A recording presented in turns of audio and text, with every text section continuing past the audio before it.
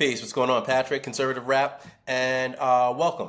Here's where we cut through the noise and bring you the latest political and socio-political developments facing the nation, at least in my opinion.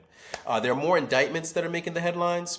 Political tensions, of course, are continuing to rise, and the authorities are shifting tactics to respond to civil unrest, whether it's around the kind of entrenched institutions or some of the, let's just say, more legacy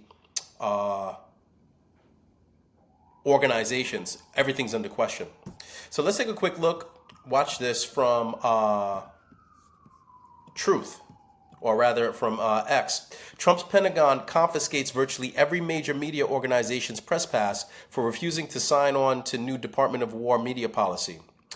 And I'm going to show you how fake news operates. Today, the Department of Defense confiscated, or the Defense Department of War, right, confiscated the badges of Pentagon reporters from virtually every major media organization.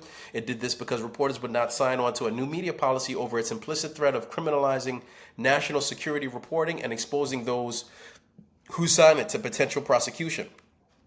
The Pentagon Press Association's members are still committed to reporting on the U.S. military, but make no mistake, today, October 15, 2025, is a dark day for press freedom that raises concerns about a weakening U.S. commitment to transparency and governance, to public accountability at the Pentagon, and to free speech for all. So when Trump's in office, it's about him threatening free speech. When he's not in office, they'll go through all types of witch hunts. It's just, the hypocrisy is sick. So let's read this. Regarding Pentagon access kerfuffle and media lies, please take time to read this lengthy post. It's important. There's so much distortion on this matter, we need to cut through the garbage. I'm here for it. Go ahead and Google this phrase. You'll see it everywhere in so many legacy media reports. Information, quote unquote, must be approved for public release by an appropriate authorizing official before it is released, even if it is unclassified. Google it with quotes around it so you get the exact phrase. See how many times it shows up verbatim with those exact words in that exact order on so many media reports. Go look for yourself. I'll wait. Welcome back. This quote strongly suggests that what the Pentagon is saying is that the media can't publish an article without Pentagon prior approval.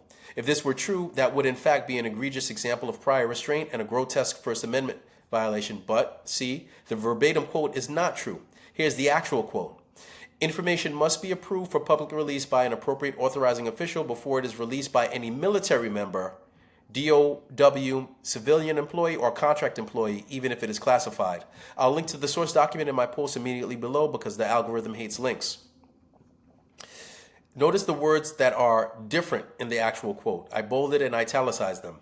The media lying, the ones muling about First Amendment violations, purposely left out those key words.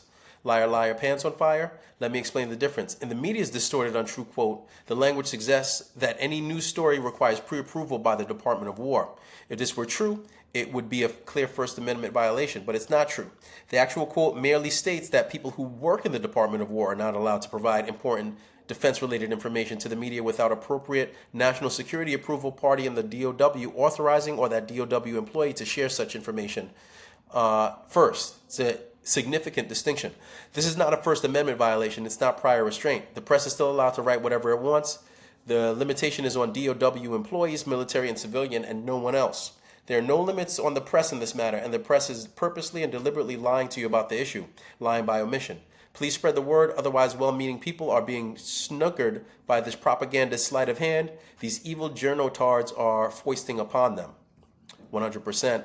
And here's more, media lies. Here's the thing, we still have the power probably to say that this image must not be what America is. We still have the power to say F no. We refuse to allow this to be what the streets of America look like. Attend a No Kings rally on Saturday, which was yesterday, and then vote in 2026. This is a U.S. citizen who, along with his cousin, was arrested for assaulting and throwing rocks at law enforcement. This is a 40-millimeter launcher that fires beanbags and rubber projectiles. But keep making this thug your poster child. Again, more fake news. Here it is. Stephen Smith. It's all about just distorting and then right-sizing that distortion. That's basically what news has become. ICE getting to conceal their identity is not a privilege that other law enforcement have. Why should they get to do that? Tom Homan, name another law enforcement agency that's over 1,000% in attack. identity. Law enforcement officials throughout this country don't get the license to do that. They have to walk up to you. They have to identify who they are. They have to make sure it's clear. An ICE agent getting to conceal their identity is not a privilege or a situation that other law enforcement officials have. Why should ICE agents have that? Look, I don't pretend. I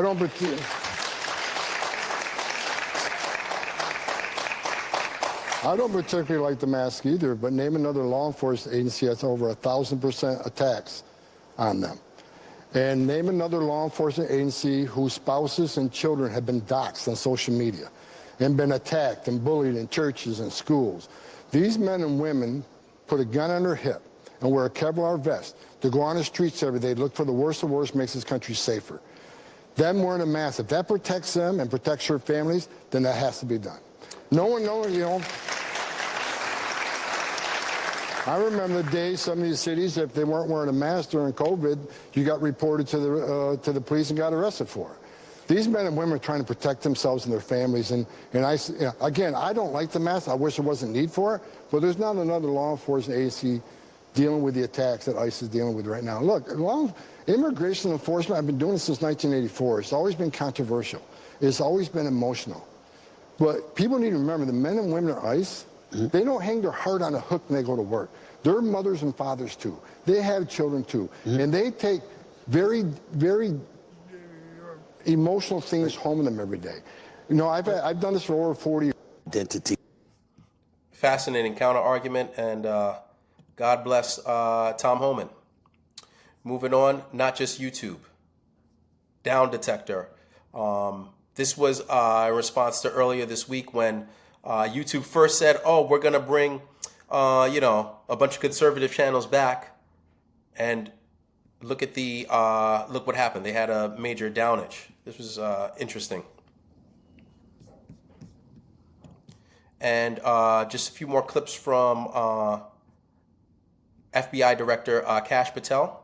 Let's take a quick listen. So when you stop and seal the border, that's step one, like the president did. But now what you have to do is go clean up 4 years of the Biden administration's mess that has been allowed to embed themselves. They're not just there for a fleeting moment. They're living as your neighbors, and you don't even know it. And that's the thing we try to highlight when we talk about these crimes against children that people are doing. They are done by people, not just violent anarchists, but people who are in positions of power and are supposed to be protecting our youth. So there is a crossover of all of this, and that is why we are out there crushing violent crime and using Operation Summer Heat to do it.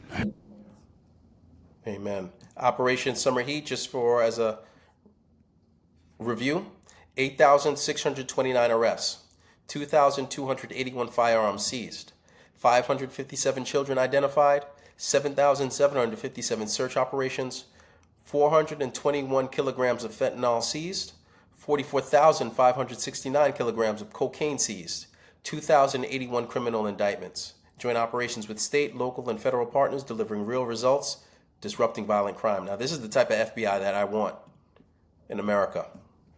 And Pelosi melting down. Congresswoman Pelosi, are you at all concerned that the new January 6th committee will find you liable for that day? Are you at all concerned about the new January 6th committee finding you liable for that day? Why did you refuse the National Guard on January 6th? Shut up.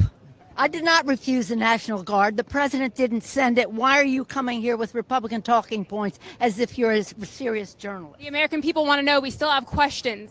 Thank you. Wow. Congresswoman Pelosi.